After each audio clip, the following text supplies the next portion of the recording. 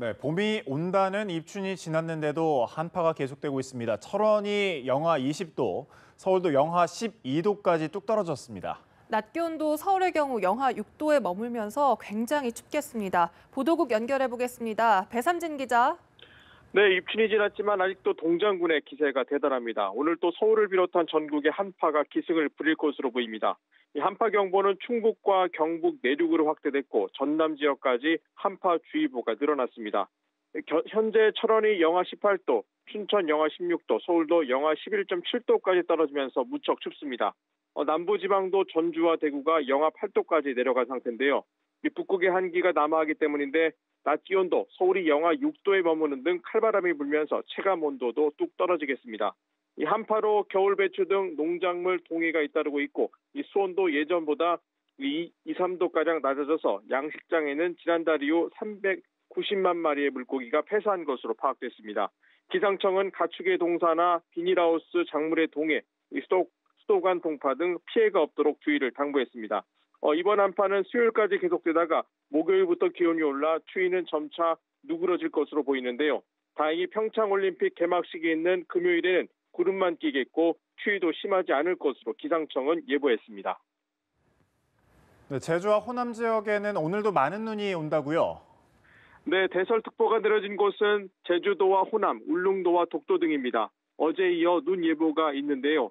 내일까지 제주 산지와 이 울릉도에는 최고 50cm, 호남 지역에는 최고 15cm의 눈이 내릴 것으로 예보됐습니다. 충남 서해안에도 5cm 정도의 눈이 예상되는데요.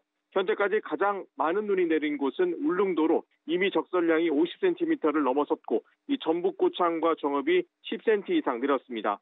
이 목포는 7cm, 제주에도 5cm, 광주에는 0.5cm의 눈이 쌓였습니다. 어제 많은 눈이 내리면서 제주와 호남 지역에는 항공기가 결항되는 등 피해가 잇따랐는데요. 제주공항에서는 항공기 20여 편이 결항됐고 눈으로 인한 결빙 등으로 항공기 190여 편이 지연 운항됐습니다. 한라산 산간에는 60cm가 넘는 눈이 내리면서 월동장구를 갖춘 차량만 통행을 허용했고 일부 도로는 폐쇄되기도 했습니다.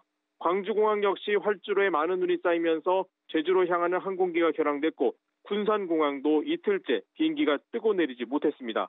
또 폭설에 풍랑특보가 내려지면서 바닷길도 일부 통제돼 전남 전체 여객선 92척 가운데 59척의 운항이 중단되기도 했습니다. 제주도와 서해안에 내려진 대설특보는 오늘 오전까지 계속될 것으로 보입니다. 반면 눈이 내리지 않는 동해안은 건조경보가 내려졌고 내륙 곳곳에는 건조주의보가 발령 중이기 때문에 화재 예방에도 주의하셔야겠습니다. 지금까지 보도국에서 전해드렸습니다. 네, 그동안 베일에 가렸던 북한 고위급 대표단의 구성과 방남 일정이 일부 공개됐습니다. 북측은 김영남 최고인민회의 상임위원장을 대표단장으로 하는 고위급 대표단원 3명과 지원 인력 18명을 오는 9일 파견하겠다고 통보했습니다. 보도에 김혜영 기자입니다. 북한이 김영남 최고인민회의 상임위원장을 단장으로 하는 고위급 대표단원 3명과 지원 인원 18명을 오는 9일부터 11일까지 파견하겠다고 밝혔습니다.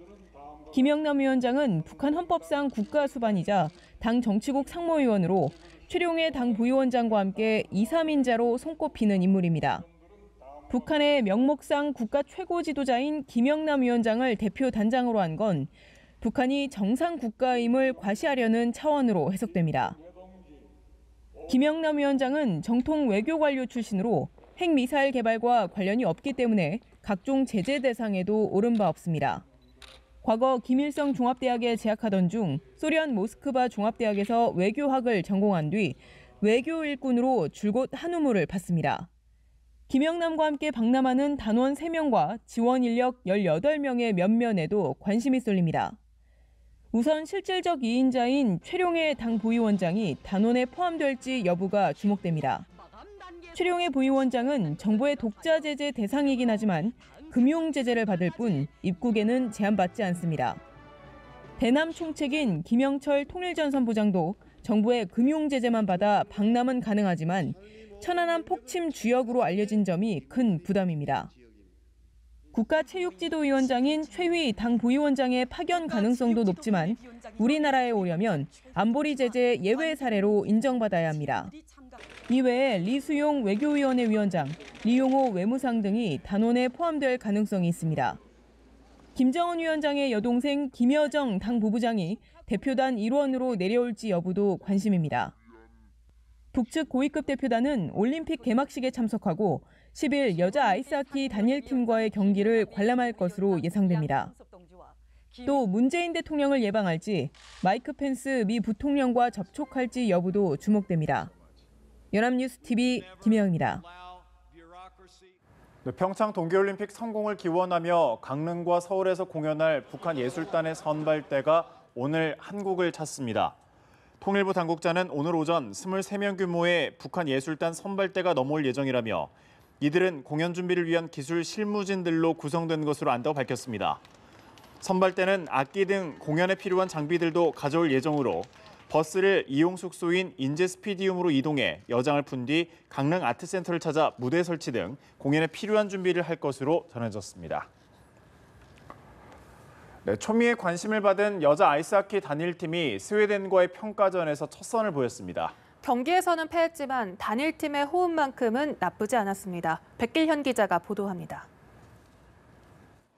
경기 전 몸을 풀면서 이야기를 나누는 선수들 사이에 웃음꽃이 피어납니다. 함께 영상을 보며 작전을 구상하는 선수들은 같은 또래 친구들의 모습 그대로입니다.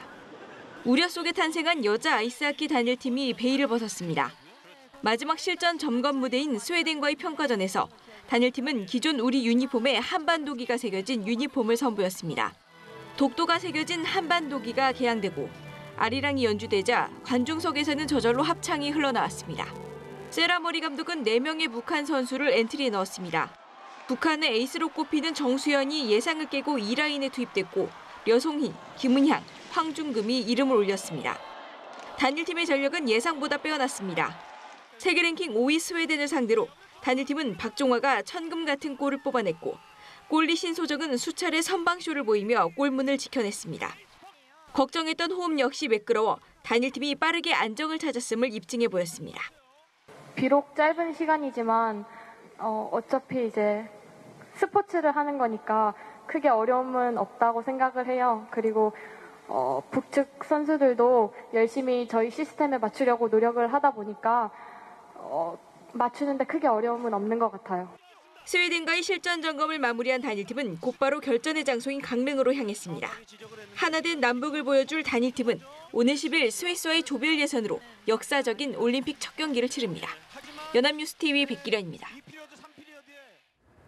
2018 평창 동계올림픽에 출전하는 남북 여자 아이스하키 단일팀의 유니폼이 공개됐습니다. 남북 단일팀은 어제 오후 인천 선악링크에서 열린 스웨덴과의 평가전에 단일팀 유니폼을 입고 참가했습니다.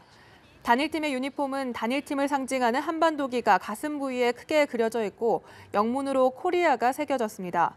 당초 우리나라 하키 대표팀은 나이키에서 제작한 유니폼을 입을 예정이었지만 단일팀이 결성되면서 국제 아이스하키 연맹이 제공한 핀란드 테클라가 만든 유니폼을 입었습니다. 네, 평창 동계올림픽 참석을 위해 방한하는 마이크 펜스 미국 부통령이 올림픽 기간에 자국민을 노예로 만든 북한 정권의 억압적인 실상을 지적할 것이라고 미 인터넷 매체 악시오스가 보도했습니다. 매체는 펜스 부통령이 북한의 선전전으로 인해 올림픽의 메시지를 납치하도록 방치하지 않을 것이라며 이같이 전했습니다.